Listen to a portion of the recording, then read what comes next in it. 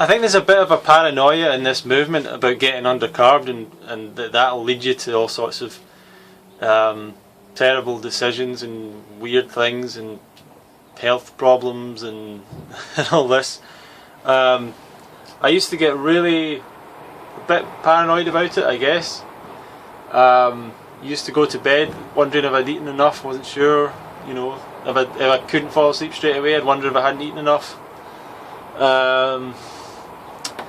You know, if I was tired, I'd think maybe I was undercarbed. If I was emotional, maybe I'm undercarbed. You know, so many things that you can say, well, I'm undercarbed, possibly.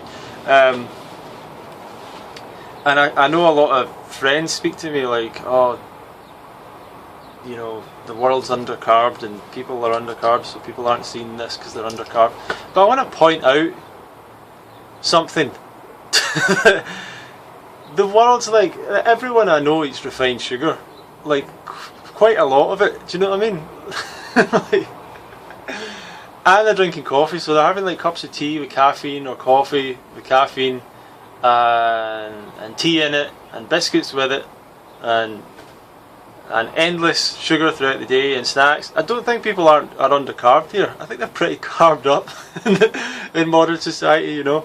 Maybe I'm wrong about that, but you know, I mean, like, people are really, you know, if people are having all these things, the problem probably isn't, some of the times the problem probably isn't that you're undercarbed, but if you've just come to this diet, like my experience of being really undercarbed is when I first found out about raw foods, and I decided I'm just going to try a week of raw foods.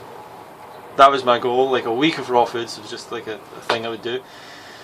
And without really any knowledge on it, I just started eating raw vegetables, like cruciferous vegetables raw as meals, and fruit as kind of more fruit, but not a huge amount more fruit, maybe double the amount of fruit or something, but not a lot, like fruit salads I would eat as well.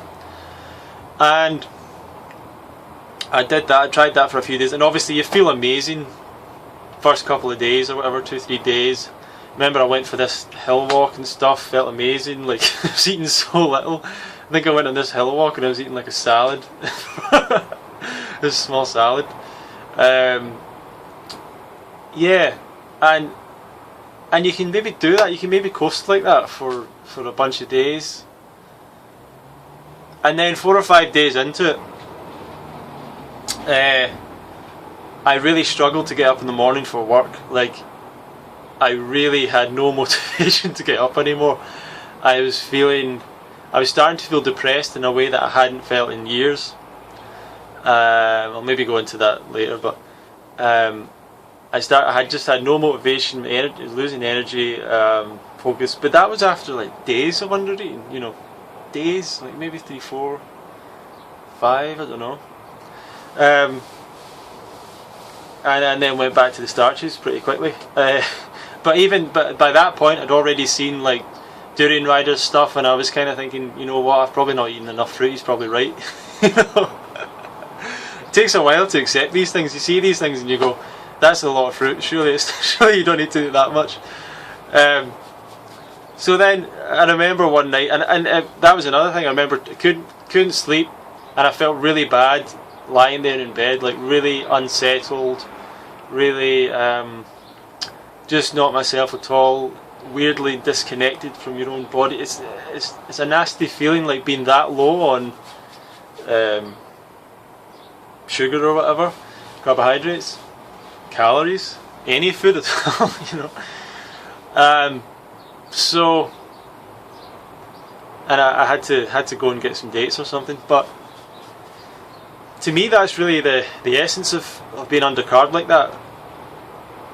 I don't know if it's just this thing that happens every couple of hours to people. It's almost like people feel like they need to be constantly filling themselves up with massive amounts of calories, otherwise they'll get undercarb. But if you look at your previous life and how people you know eat, they go often for hours and hours not eating because they're doing other things, or they might get distracted, or they're away somewhere or whatever it is. And people just, they get hungry, they eat till they're satisfied, and they carry on going. And obviously adapting to this diet is a totally different change. You have to start getting used to eating more quantity of food. But I think people are getting too worried about this undercarb thing now. I think once you know the basics of this, once you understand you need to eat enough and everything else, and once you've got that in practice, I don't think you should be worrying so much about like, oh man, I'm undercarb, he's undercarb, they're all undercarb. Like, it's just a bit too much. Whether you're undercarb or not, like is that going to make you eat cooked food or eat something you shouldn't be eating? Well, I guess if you're starving, there's nothing else. But once again, we're talking like days into it. We're not talking half a day or 8 hours. 1-2 days with no food you can do pretty easily without feeling that bad. I'm not saying you should do that ever. Maybe like 1.5 days. You could probably do that pretty comfortably, like without any kind of like feeling of undercarved, or unless you're going to go and do exercise, stuff like that. So, but I guess what I'm trying to say is most people out here, we're not running marathons every day. We're not doing. So what's the people saying like, oh, I went to the gym and I bonked? Like, what did you do in the gym? Were you in the gym for like 4 hours? Like, come on. So yeah, like marathoners, bonking, cyclists, whatever, long distance. Us regular people at their daily job getting undercarved because you've eaten like 6 bananas instead of 12. It's just it seems so unlikely. I think the body's much better designed to cope with you going for a period without some food for a while. Even a couple of days or whatever. But still, even being undercarb, it doesn't make me immediately want to go back to cooked food or anything like that. It probably would after 5-6 days or a week or 2 weeks if I kept on under eating. But I don't think that's I don't think that's another thing. Is like, well, if I carb up on fruit early enough in the day, then I'll immediately have no cravings for cooked food. I don't think that's true. That's my personal experience. That's the way I am as a person anyway. Like, I'm just one of these people. If I need to, I can't reduce something in my life. I need to cut it out. I just don't have that discipline that people have to like go, right, I'm just going to have a cooked food meal, every couple of days or once a week or whatever. To me, it's just when I was trying to do that, I ended up eating more cooked food the next day and more the next day, and and then you start thinking badly about the diet. You start thinking, this isn't impossible. You can't do this diet. This is for elites. This is, So as soon as you start eating differently, your thoughts change, which is interesting. But yeah. So where were we getting with that? I'm so undercarb that I can't even think straight. So yeah, undercarbed. Are you undercarb? Are you paranoid about it? I think we all need to relax about it, and eat enough, and try and follow the signals. I'm still trying to get to a place of like true hunger. Like, what is true hunger? And people talk about it's in the neck or the throat rather than in the stomach. I don't really know. If I want to eat, I eat, and sometimes I experiment with trying to find true hunger and stuff. Certainly fruit tastes really good if you've not eaten anything for like 4 hours, 5 hours. That first piece of fruit is going to taste amazing.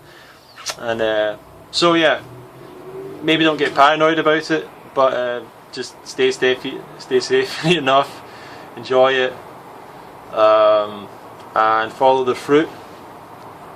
Fruit is the truth. Follow the fruit. Thank you. Bye.